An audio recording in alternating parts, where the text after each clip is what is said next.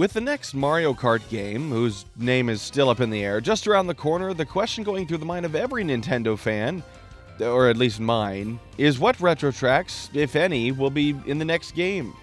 To answer the question honestly, I have no idea. Nintendo just sort of does what they want.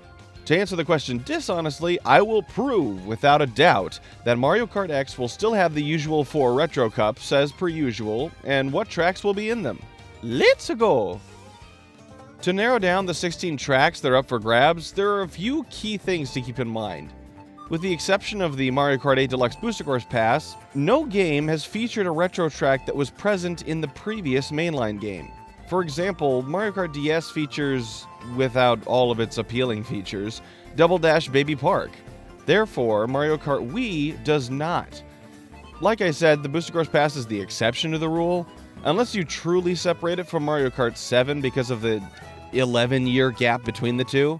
As such, I think we can safely eliminate all retro tracks featured in Mario Kart 8 Deluxe, Booster Course Pass included. Now that already may be a very hot take, but believe me, there's still plenty of tracks to fill the 16 open slots. The first slot I will get out of the way, just so we don't have to think about it. Mario Kart Tour is a mobile game with no more new content, and it's the whole reason that the Booster Course Pass exists. The funny part is that Nintendo put all of its 21 unique tracks into Mario Kart 8 Deluxe for when the mobile game's servers eventually shut down, except for one. This means that our first shoe-in for Mario Kart X is Tour Piranha Plant Pipeline. If it's not in the game, Nintendo's more confused than I thought. Or they're just really forgetful, I don't know. Moving on to the remaining 15 tracks, we have 42 tracks to choose from. Super Mario Kart has 16 remaining tracks that are not in Mario Kart 8 Deluxe. Mario Kart 64 has 8, Super Circuit has 12, Double Dash has 9, DS has 9, Wii has only 5? Mario Kart 7 has 8, and Mario Kart 8 has all of its 25 Nitro tracks to pick from. With that out of the way, let's look at another quick disqualifier: music. In case you haven't noticed, Nintendo seems to be moving further and further away from reusing music themes for multiple tracks. In the beginning, we only had 8 music themes over 20 tracks in Super Mario Kart. But as time went on, we saw less and less reused track themes, to the point where out of the 96 tracks in Mario Kart 8 Deluxe now, only 1 track theme was reused, that being the DS Wario Stadium theme, which it shares with fan favorite Waluigi Pinball. This even bleeds into the battle mode themes as well. I genuinely believe that the reason we didn't get DS Luigi's Mansion in the Booster Course Pass is because its theme was already remixed for the Double Dash Luigi's Mansion battle map. All that is to say, if a track from a game appears in my selection, no track that shares this music will be available for selection.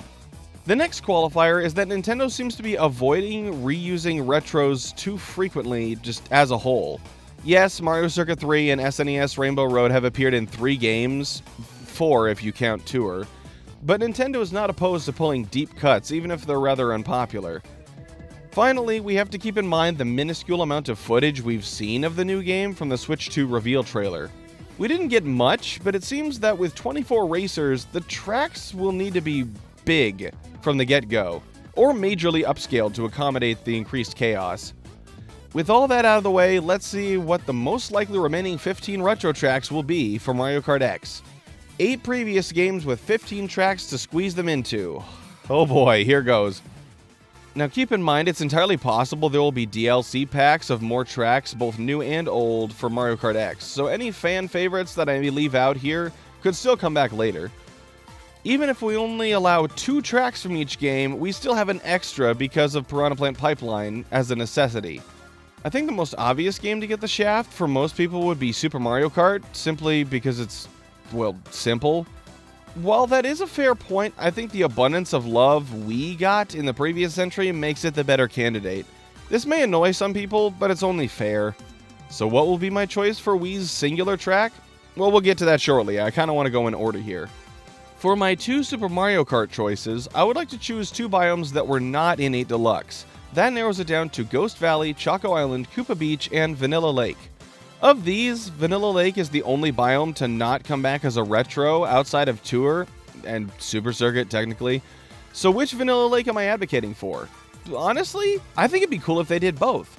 See, the tracks being as bare bones and boring as they are, I think it'd be really cool if the lake broke apart and became more treacherous as the laps progressed. Would they do this? I have no idea, but for now, Vanilla Lake is my first pick from the SNES. For my second, I would go with Ghost Valley since they tend to be more interesting layouts, but I won't because of a later track selection. Instead, I'm going to go with Choco Island. I think they could do something really cool here with all the jumps and the chocolate theme. Will it still be the most boring track in the game? Maybe, but I still have to give this track idea another go after DS made it look so horrible. So which Choco Island, you ask? Honestly, I feel like Mario Circuit 4 is the way to go. Look, I'm sorry for the bait and switch, but every game with retros has had an SNES Mario Circuit, and I don't see that trend stopping anytime soon. That being the case, Mario Circuit 4 has never been brought back in any game, other than Super Circuit technically. I think it's high time the most complex SNES track finally got its time to shine. Moving on to the N64, the choices are pretty considerable. There's one track that deserves to come back more than any other, that being N64 Wario Stadium. Yes, its original iteration is very long, uninspired, and rather featureless. However, I think with a little love, it could finally make a comeback. Seriously, it's the only N64 track to have never been remade. That's just sad. Plus, you wouldn't really need to upscale it. It's already big enough. Just give it some fire bars, some extra decorations, and honestly, I think it could be a hit. For the other N64 track, I'm going to have to give it to Banshee Boardwalk. This one's the reason I didn't give one of the SNES spots to Ghost Valley. It's probably the most unique of the Haunted Pier category of tracks, and I would really like to see them run with it. It was way too slippery on the N64, but the DS version was actually pretty fun. Plus, I really want to know if they can improve that song. Yeesh.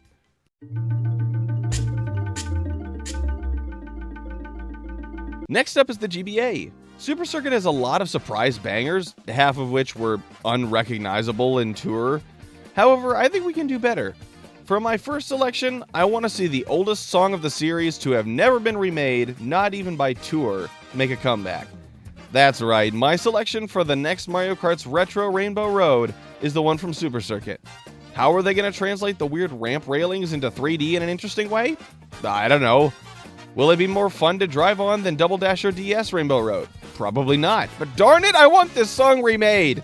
The remixes by Panman Music and ID No Purpose are amazing, and I will not hear otherwise, Shea Frillis.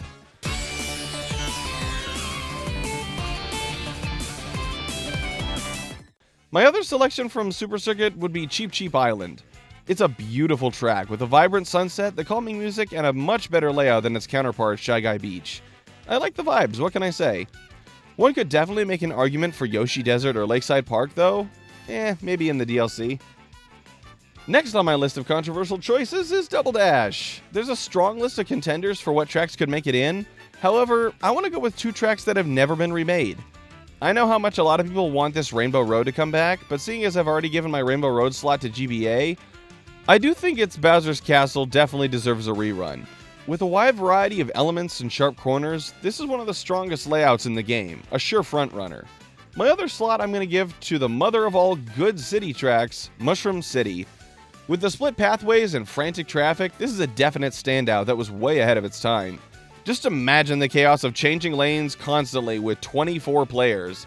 Now, I know a lot of people were probably expecting Wario Coliseum to make an appearance on my list, and believe me, I do think it deserves more love.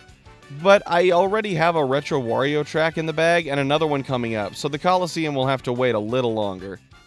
Up next is Mario Kart DS. Now, I know what you're thinking. He better have Airship Fortress on here or I'm gonna lose my mind. Well, sorry to keep disappointing you, but I really think Desert Hills deserves another... Nah, I'm just kidding. Of course I picked Airship Fortress. I mean, how could you not? The ominous tone, the rocky wrenches, the bullet bills charging at you at the start. It's awesome! The only reason I can think that DS Mario Circuit was chosen for the Booster Course Pass instead is that they had something truly special in mind for it in the upcoming game. That, and they needed to update the DS Circuit theme, and no one wants Figure 8 Circuit. So what will be accompanying the Fortress, you ask? Well, why not a Chill Island vacation? That's right, let's get Delfino Square in here. I debated between this, Luigi's Mansion, and DK Pass, but ultimately settled here because we already have a spooky track picked out, and DK Pass is... well, it's not well liked. It's still good, it just doesn't hit as hard as its DK contemporaries. Like, it honestly doesn't even feel like a DK track at all, honestly. For Wii, there's only one spot to be had, and while I really like Dry Ruins' layout, I've got to give it to Toad's Factory. Look, we need a couple simpler courses for this game, and there are very few Mushroom Cup courses better than this one. From aesthetics, to music, to bombastic fun, this one's crazy good. Give it up for the origin of all item boxes. We're getting closer to the end here with only 2 games left to go. So what shall our picks be from the 3DS? My first pick will be the prior mentioned second Wario pick, Wario Shipyard. This one's criminally underrated. Yeah, I know not everyone's a big fan of underwater driving, but the layout of this one is crazy fun. Racing through the wrecks of sunken pirate ships in the midst of a thunderstorm? Count me in. The second pick here is going to be a bit harder to say. See, I don't know if the Woohoo Island tracks were neglected from Tour because they're crossover tracks or because they're section-based. Either one could be true. In any case, I'd really like to see either one of them come back. My money would be on Mako Woohoo. That big sunset glide to the finish is glorious.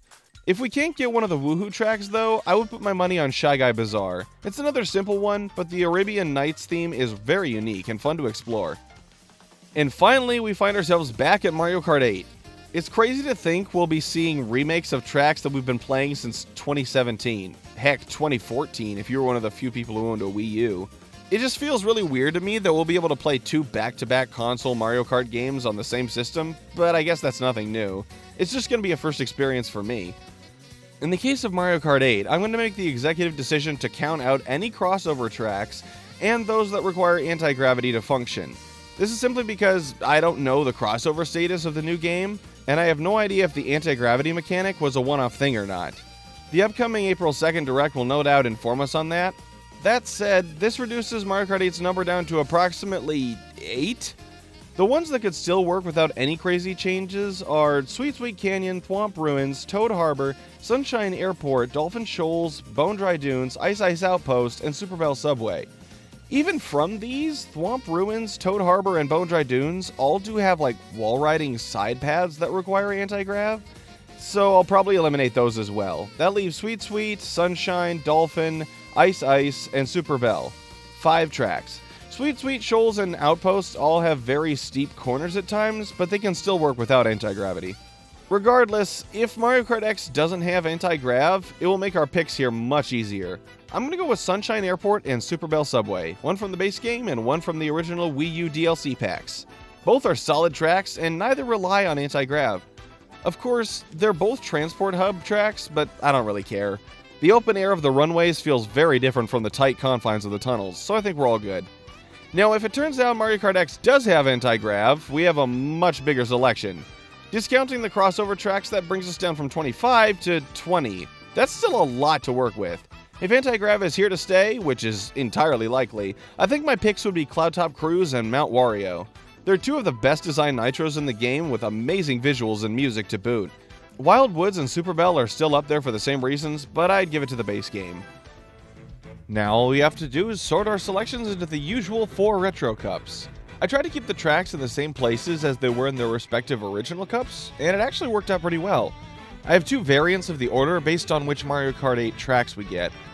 The Shell Cup will be the same either way, so for that we have SNES Vanilla Lake, DS Delfino Square, GBA Cheep Cheep Island, and Wii Toad's Factory. Both versions of my Banana Cup start with Piranha Plant Pipeline and have N64 Banshee Boardwalk for the 3rd track. However, if there's no 0G in Mario Kart X, then the 2nd track will be 3DS Wario Shipyard and the 4th will be SNES Mario Circuit 4. If there is 0G, the 2nd track will be GCN Mushroom City and the 4th will be 3DS Mako Woohoo. The Leaf Cup will start out with N64 Wario Stadium for both versions, but the rest will be different. If no 0G, the remaining 3 will be GCN Mushroom City, Wii U Super Bell Subway, and 3DS Mako Woohoo. If yes 0G, there will be 3DS Wario Shipyard, SNES Mario Circuit 4, and Wii U Mount Wario. Finally, the Lightning Cup. The only difference here is the first track. If no 0G, it will be Wii U Sunshine Airport. If yes 0G, it will be Wii U Cloudtop Cruise. The rest of the cup will be made up of DS Airship Fortress, GCN Bowser's Castle, and GBA Rainbow Road. All in all, I think the 0G version flows a bit better, track to track and cup to cup, but we'll have to see. And that about does it for my predictions. What do you guys think? Am I way off base or am I cooking? Let me know your thoughts in the comments, whether it be about my picks, your own picks, or just anything you're hoping they add or bring back in the next Mario Kart game. I'd really appreciate it if you did the YouTube stuff down below, and stay tuned for the April 2nd Direct. I'll be streaming my reaction and analysis of it right here, so I certainly hope to see your smiles soon. See ya!